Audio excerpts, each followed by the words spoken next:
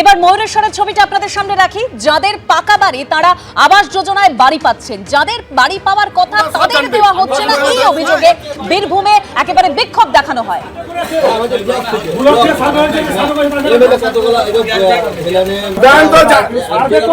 নাম ছিল দুটা নাম আমার, আর 4 বছর আগে নাম দেখলাম আমি, দুটা নাম ছিল, বাদ করে দিয়েছে সব নাম। কারা বাদ করলো তা বলতে পারবো না, তা কি করে জানবো কারণটা কি, বাড়ির কারণটা কি আমি তাই তো জানছি না। আমাদের দাবি এটাই হচ্ছে যে গ্রামে যে বাড়ির টাকা এসছে সেটা প্রাপ্য ব্যক্তি পাচ্ছে না, অথচ যে পাওয়ার ব্যক্তি নয় সে অন্যায়ভাবে মানে পয়সাটা পেয়ে যাচ্ছে।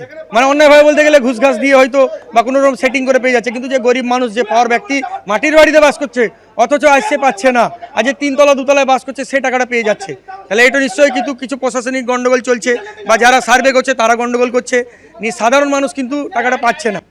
আমি এখান থেকে প্রদীপ চট্টোপাধ্যায়ের কাছে যাবো। প্রদীপদা, আপনি দেখলেন একেবারে বীরভূমের এই ময়ূরেশ্বরে যে তারা অভিযোগ করছেন যে যাদের বাড়ি পাওয়ার কথা তারা আবাস যোজনায় বাড়ি পাচ্ছেন না। অন্যদিকে গতকালও আমরা এই খবর তুলে ধরেছিলাম, পাঁশকুড়া একেবারে বাংলার বাড়ি প্রকল্পে কাটমানি চাওয়ায় অভিযুক্ত তৃণমূল নেতা, তিনি বলছেন কাটমানি দিতে না পারায় বাংলার বাড়ি থেকে নাম বাদ দিয়ে দিচ্ছেন, এরকমই অভিযোগ রয়েছে তার বিরুদ্ধে।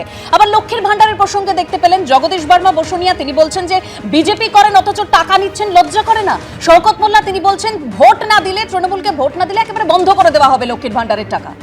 না, এটাই দুর্ভাগ্যের যে এই মানে বক্তব্যগুলো যখন বিরোধী রাজনৈতিক দল, ধরুন এখানে বিজেপি, তারা যখন এটা নিয়ে রাজনীতি করবে, তখন তৃণমূল কংগ্রেস কি বললে যে এইটা হচ্ছে একটা আলাদা বক্তব্য, এর সঙ্গে দলের যোগ নেই দলে। কিন্তু এই কথাগুলো বলার সঙ্গে সঙ্গে দল কেন তাকে ব্যবস্থা নেয় না? আপনারা এই যে ভিডিওগুলো দেখান, এটা যদি জলের অস্বস্তি না বাড়ে তাহলে আর কিসে অস্বস্তি বাড়বে? এই যে আবাস যোজনার দুর্নীতি, এই দুর্নীতিগুলোকে একটা ঘটনাগুলোকে নিয়েই তো কেন্দ্রীয় সরকার বলে যে এই ঘটনায় দুর্নীতি হয়েছে তাই আমি টাকা দেব না। তাহলে এই অভিযোগগুলো যখন আসছে, অভিযোগগুলো কি তদন্ত হচ্ছে? অভিযোগগুলো কি দলীয়ভাবে? আমি বারবার বলছি যে তৃণমূল কংগ্রেসের দল সাংগঠনিকভাবে বিভিন্ন জায়গায় আছে, তাহলে তৃণমূল কংগ্রেস দল হিসাবে এখানে কি উত্তর দিচ্ছে যে এইগুলো কি হচ্ছে না হচ্ছে না, এই অভিযোগের তদন্ত হচ্ছে কি হচ্ছে না? দেখুন আমরা পশ্চিমবঙ্গের কি অবস্থা, যে একসময় সুভাষচন্দ্র বোস বলেছিল যে তোমরা আমাদের রক্ত দাও আমি তোমাকে স্বাধীনতা দেবো, আর এখন হচ্ছে মানে তোমরা ভোট দাও আমি তোমাদের টাকা দেবো। এই টাকা দেওয়া আর ভোট নেওয়া, এইটা এত সরলীকরণ হয়ে যাচ্ছে যে এই যে রাজনৈতিক নেতারা রাজ্যসভার সাংসদ এবং লোকসভার সাংসদ থেকে একেবারে পাড়ার যারা রাজনীতি করছে দলীয় কর্মী, তারা এই ধরনের কেন সরলীকরণ করবে? কেউ বলছে যে কোনো ভিডিও যিনি অভিযুক্ত সেই ভিডিও বলেছিল যে এই টাকা থেকে কিছু টাকা দিন রাস্তা মেরামত হয়ে যাবে। আবার এইখানে আজকে দেখছি জগদীশ চন্দ্র বসুনিয়া বলছে, অনেকেই বলে কেন টাকার সঙ্গে ভোটের কি সম্পর্ক আছে? আপনারা বলেন যে টাকার সঙ্গে ভোটের সম্পর্ক নেই, কিন্তু দলের লোকেরা যখন বলছে তাকে তিরস্কার করা, তাকে সাসপেন্ড করা, তার উপরে ব্যবস্থা নেওয়া ইমিডিয়েট তো করার কথা, যে আপনি এটা বলেছেন দলের তরফ থেকে আপনাকে এটা তিরস্কার করা হলো। আমি বলছি মানে যখন এক্ষেত্রে পদক্ষেপ নেওয়া হয় না, তার মানে প্রকারান্তরে এটা মেনে নিতে হয় যে শওকত মোল্লা বা জগদীশ বর্মা বসুনিয়া যা কথা বলছেন তা একেবারে তৃণমূলের শীর্ষস্থানীয় নেতা নেত্রীরা তারা সেটা মেনে নিচ্ছেন, তার মানে সেক্ষেত্রে কোথাও একটা মদত রয়েছে, এটা তো মনে হয় খুব স্বাভাবিক। সুব্রত দত্ত, আমি প্রথম বলবো ওই যে আক্ষেপ শুনছি না, আক্ষেপ এইসব শব্দ, আক্ষেপ কখন হয় জানেন? যখন আমার কিছু প্রাপ্য থাকে আমি না পাই তখন হয় আক্ষেপ। তার মানে টাকা দিয়ে আমি ভোট পাচ্ছি না, এটা আমি প্রাপ্য মনে করছি, তাই আমার আক্ষেপ হচ্ছে। এবং এটা তো খুব মোস্ট ন্যাচারাল, কারণ এই বাজেটটা এবারের বিধানসভায় হলো, বাজেট হওয়ার কথা না, কিন্তু বাজেট হলো হচ্ছে গিয়ে কিছু মানুষকে আবার যদি এইরকম মানে গোটা তৃণমূল কংগ্রেসের ব্লক লেভেলের চারানার নেতা থেকে শুরু করে এমপি সর্বোচ্চ নেতা সবাই হচ্ছে এই আন্ডারস্ট্যান্ডিংয়েই চলে, আমরা সরকারের টাকায় ভোট কিনবো, তারই জ্বলন্ত রিফ্লেকশন এইটা। তৃণমূল কংগ্রেস যখন বলছিল যে আবাসের টাকা আটকে রাখা হয়েছে, 100 দিনের কাজের টাকা আটকে রাখা হয়েছে, রাজনীতি করা হচ্ছে, বিজেপি এটা খারাপ করছে, ঠিক খারাপ করছিল, কিন্তু আপনি বলুন ও যে বললো ভাঙড়ে, ও তো টাকা দিয়ে তৃণমূল কংগ্রেসে গেছে, ফলে ও টাকা ছাড়া অন্য কিছু জানে না। ফলে এই যে কথা, এটা আমরা বারবার এটা বলছি, অরিজিন একই জায়গায়। দেখুন বেসিক আন্ডারস্ট্যান্ডিং এক, তুমি আমায় দাও তাহলে আমি তোমায় দেবো, তুমি যদি আমায় না দাও তাহলে আমি দেবো না। দিল্লির সরকার আবাস আটকাচ্ছে, দিল্লির সরকার 100 দিনের কাজ আটকাচ্ছে, 100 দিনের কাজ নিয়ে কোর্ট রায় দিয়েছে, তারপরও টাকা দিচ্ছে না। আর এখানে 3টে অঞ্চল হেরে গেছি, তাই ওই 3টে অঞ্চলে টাকা হবে না। এই কৃষ্ণদা। প্রক্রিয়া, একই প্রক্রিয়া চলছে। তোমাদের প্রতিবেদনের সাথে যদি বিজেপির নেতাদের, আমি সুকান্ত হ্যালো। মজুমদার অশিক্ষিতর উদাহরণ দিলাম, আরেকজন অশিক্ষিত শুভেন্দু অধিকারী, শুধুমাত্র আবাসের কথা না, সে বলছে 15 ফিনান্সের টাকা আগামী দিন আটকাবো, ভিডিও আছে, তোমরা চালাচ্ছ না, সেটা তোমাদের ব্যাপার। আমরা এই বিজেপির নেতাদের একাধিক বক্তব্য আছে। আর বিজেপি শাসিত রাজ্য, একটু ভারত ভ্রমণেও যায়, সেখানে আয়ুষ্মান যোজনাতে কোটি কোটি মানুষের চিকিৎসা হয়েছে, অপারেশন হয়েছে, তারপরে হসপিটালে ভর্তি হয়েছে।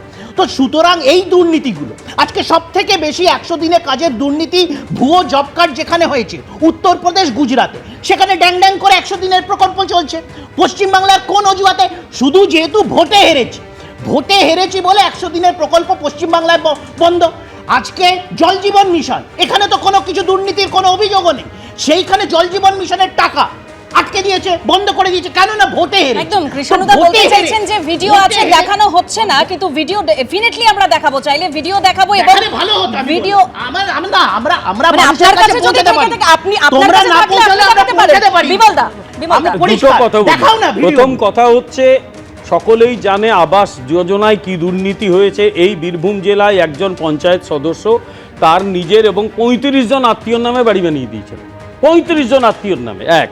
দ্বিতীয় কথা হচ্ছে, ভাঙড়ে যার কথা শোনালে, তিনি তো একদম প্রকাশ্যে চ্যালেঞ্জ করলেন এবং এনার সম্পর্কে তৃণমূলের সর্বোচ্চ নেতৃত্ব একটা কথা বলেছিলেন যে তুই বাস স্ট্যান্ড কেন চাইবি রে, ওখানে তুই কি করিস আমি তো জানি। তারপরেও তিনি এমএলএ থাকেন কি করে? আর সবচেয়ে বড় কথা, তার অরিজিনই কোথায়? এই এনারা তৈরি করেছেন, সিপিএম তৈরি করে মার্কেটে চলে গিয়েছে। তৃণমূল তাকে গ্রহণ করে নিয়েছে। যখন বলে দেন যে সরকারি প্রকল্পের সুবিধা সবাই পাবেন, তখন তৃণমূলের একজন বিধায়ক থেকে সাংসদ যখন এই ধরনের মন্তব্য করেন, তখন দল তো কোথায় কোনো ব্যবস্থা নেয় না। তাহলে কি দলের মদত রয়েছে? এই প্রশ্নটা কিন্তু আমাদের মনে, অর্থাৎ সাধারণের মনে থেকে যায়। সরকারি অনুষ্ঠানে বাধ্যতামূলক বন্দে মাতারামের প্রথম 6 স্তবক বিজ্ঞপ্তি জারি করেছে কেন্দ্রীয় স্বরাষ্ট্র মন্ত্রক, তা ইতিমধ্যেই পাঠানো হয়েছে সব রাজ্যকে। জনগণ মনর আগে বন্দে মাতারম সঙ্গীতের সরকারি সংস্করণ সমবেতভাবে গাওয়া বাধ্যতামূলক। কোন কোন ক্ষেত্রে তা গাওয়া হবে তার তালিকাও দিয়েছে কেন্দ্রীয় স্বরাষ্ট্র মন্ত্রক। বিজ্ঞপ্তিতে বলা হয়েছে, জাতীয় পতাকা উত্তোলন, কোনো সাংস্কৃতিক অনুষ্ঠানের সময় কোরাসে বন্দে মাতারম গাওয়া যাবে। রাষ্ট্রপতির কোনো সরকারি বা জনসাধারণের অনুষ্ঠানেও গাওয়া যাবে বন্দে মাতারম। মন্ত্রীদের উপস্থিতিতে তাৎপর্যপূর্ণ অনুষ্ঠানেও উপযুক্ত মর্যাদায় বন্দে মাতারমের প্রথম 6 স্তবক গাওয়া যেতে পারে। দেশের সমস্ত স্কুল শুরুর আগে সমবেত কণ্ঠে গাওয়া যেতে পারে বন্দে মাতারম। মোদী সরকারের উদ্যোগে দেশ জুড়ে পালিত হচ্ছে বঙ্কিমচন্দ্র চট্টোপাধ্যায় রচিত বন্দে মাতারম গানের সার্ধ শতবর্ষ। এবিপি আনন্দ, এগিয়ে থাকে, এগিয়ে রাখে।